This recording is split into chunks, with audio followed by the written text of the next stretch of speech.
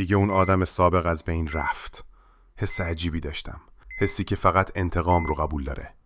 مادرم، تنها کسی که از بچگی قبولش داشتم رو کشتم. وقتی فهمیدم با هم چه کار کرده بود، فقط همین کار رو باید میکردم و کشتمش.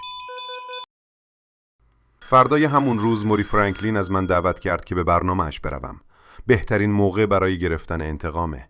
ولی نمیخواستم با این چهره برم. میخواستم با چهره‌ای که خود همین آدما از من ساختن وارد دنیای جدیدی بشم. که یک دفعه زنگ در خورد. اون رندال بود، کسی که باعث شد از کارم اخراج بشم. وقتی وارد خانه شد فقط دنبال یه فرصت میگشتم و وقتی فرصت رسید تیغ رو فرو کردم و کشتمش. وقتش فرا رسید. دیگه اون آدم ضعیفه سابق نبودم. دیگه کسی نبودم که منو سرزنش کند. شده بودم جوکر. این اسم رو خودم انتخاب کردم. وقتشه دنیا با دلغک‌های جدیدی روبرو بشه. نه دلغک‌هایی که آدم‌ها رو میخندونند، دلغک‌هایی که کابوس شب میشوند. ولی هنوز نه. پلیسا دنبالم بودند. مجبور شدم فرار کنم، چون دیگه یواش یواش داشت تمام اتفاقها تقصیر من میشد. اون قتلی که توی مترو انجام دادم، کرندال، مادرم. هنوز موری فرانکلین زنده بود و نباید گیر میافتادم.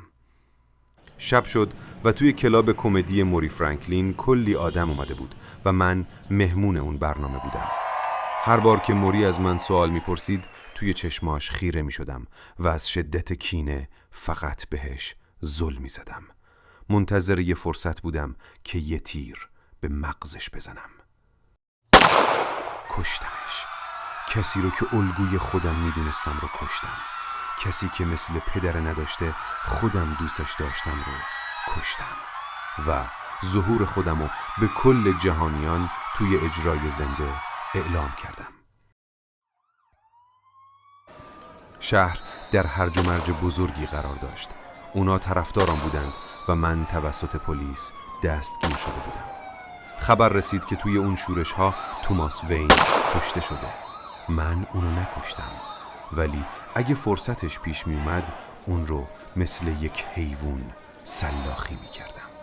اینو هیچ وقت یادتون نره که آدم ها هیولا به دنیا نمیان، بلکه تبدیل هیولا می شوند. دنیا هیچ وقت جوکر رو از یاد خودش نمیبره.